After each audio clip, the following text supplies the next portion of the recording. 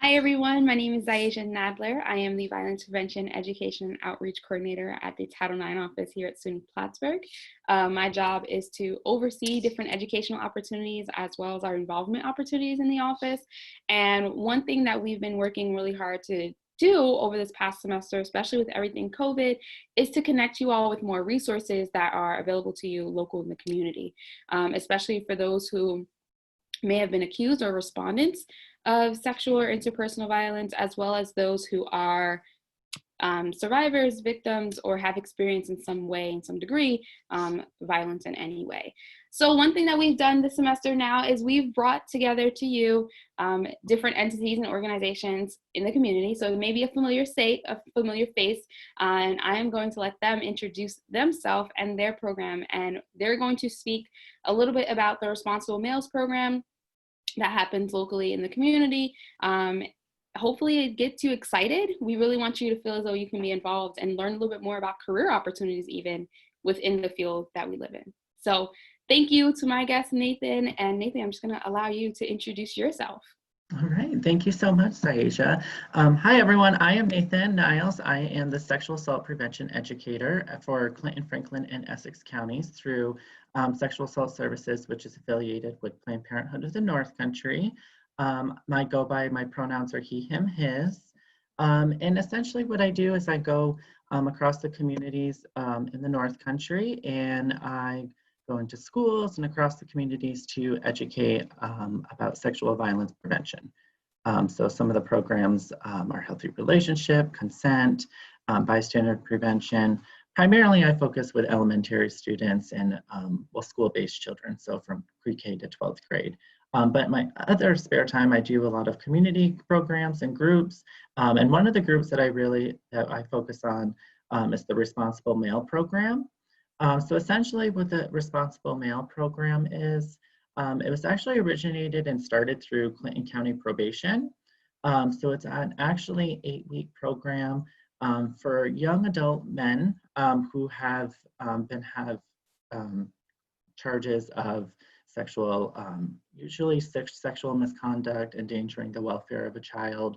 But it's a way of a program for these young men to basically a way for them to, so when they go back into the community and get out of their probation, of how can they provide a positive, safe, and healthy environment within their community, but within their relationships as well. So a lot of things that we focus on are self-esteem. That is a huge thing that a lot of the men like to focus on, as ways, how can they improve on their self-esteem? So we explore a couple of weeks on male masculinity and ways, ways about controlling our conflict. So if we are in a conflict situation, how can we have healthy, positive conversations and ways to express our conflict and resolve the conflict, essentially. But teaching these young men how to be more responsible in the community, barriers towards achieving their dreams. So what are some things that maybe have happened in their life that have put some stress in their life, and maybe some ways of how they can overcome that as well. So overall, it's just building that more positive, healthy principle and environment. So like I said, yeah, that's typically an 8-week program. But since the program, so many people in the community have loved the program, I've actually started like a Responsible People program. So more schools and communities can engage with and can implement this within their community or school base. Yeah, thank you so much for that. And I think really touching on, masculinity and previous experiences that someone may have had is huge. Like there are so many barriers that each and every one of us, have to face in our lifetime. And really those barriers can make us act in certain ways. And unfortunately, many of us aren't taught the skills of like conflict resolution. Like how do we handle our emotions in the moment and even after the fact, right? So it's such an amazing program, and I definitely thank you and all the probation and everyone involved, because it's needed. It's not something where we can just stop the conversation. Education should be happening throughout the time. So because I can just see and tell that you're so passionate about this, what made you decide to volunteer and work with this program? So I graduated from St. Lawrence University a couple of years ago. So, and then after, I'm originally from the North Country, so I'm from Malone area originally. So I didn't actually know there was an actual sexual assault service agency with Planned Parenthood, which was pretty cool. So when I was looking for jobs, I knew I wanted to do working for a nonprofit, but with education dealing with violence prevention, especially targeted focusing on sexual violence, um, because it's so needed in our communities, and especially that resource and that support. So I found this position and I applied, and that's what really got me interested. And I really wanted also to help, because being in the community, I knew that these are issues that we need to focus on and how we can prevent it, especially in our community. Yeah, definitely. And prevention, I think both of us fully agree, is so key and important, because Mhm. oftentimes we react to everything and, there's more of an outcry, but preventing it beforehand and having conversations and education can really make a whole difference in whether or not something's going to occur in the future. So huge. Are there any characteristics amongst, like I said, passion that you have, but what are some other characteristics that may be common among those looking to be involved in this field of work?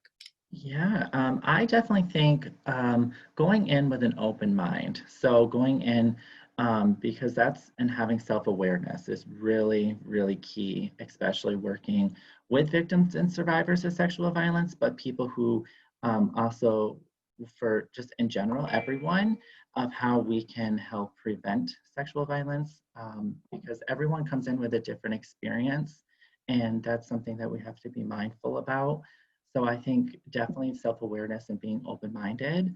Listening skills is really important. So especially active listening skills, I find that are very, very important. So, but as well as I would say communication is really, really key as well. Because a lot of times with communication, yes, there's verbal, but nonverbal is important as well. So we have to pay attention to all different types of communication, but those interpersonal skills as well. But I also think confidentiality is really important as well, because especially living in a small community, there are people that we know and that we assist, but it's really important that we do maintain that confidentiality. And then I would think accountability is really important as well, making sure that we keep ourselves accountable, but holding others accountable for actions and as well. For sure. Thank you. I 100% agree. Just in the people that I've met, people that I've worked with, I think all of us really try to hold ourselves true to each one of those characteristics. So for those listening and those watching, what are some ways that they can get involved in the program? Is there any opportunities? And if there's not, what are some actions that they can just take in their day-to-day lives? Yeah, so I think so we do have a hotline. So anyone that is interested in volunteering on the hotline, they can get a hold of our Sexual Assault Service Agency, and that can be set up. Um, Another way is we do have volunteering opportunities. So always there's always on our posted on our website, so stay updated to that. But I think in general, this is where a little bit of my bystander prevention comes in, is that when you see something, say something, but also in the moment, like say, if you might not feel comfortable saying something, there's other ways of how we can still make a difference in within our community as well. Thank you. And just to plug in, Mason will be joining us in another episode to talk a little bit about the hotline, how that works, and how to get involved. So please stay tuned for that. And also to plug, we have our own bystander intervention workshop that will be happening next week on the 12th.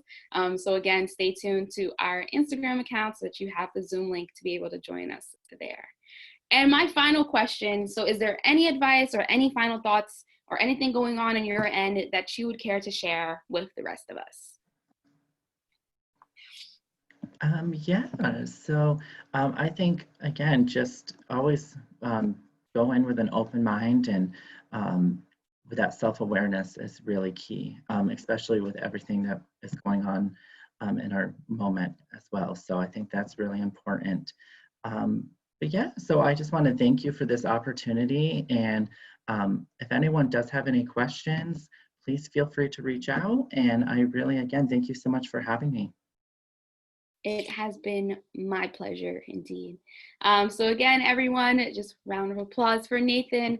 Again, feel free to contact. I will add contact information for Sexual Assault Services and the program into the caption and the bio, whatever they call these things on YouTube, so that you can find more information and know how to get in contact with Nathan or any of the other professionals of Sexual Assault Services if you're looking to learn more information. But we definitely thank you for joining us, Nathan, and we thank all of you for listening and watching. Thank you.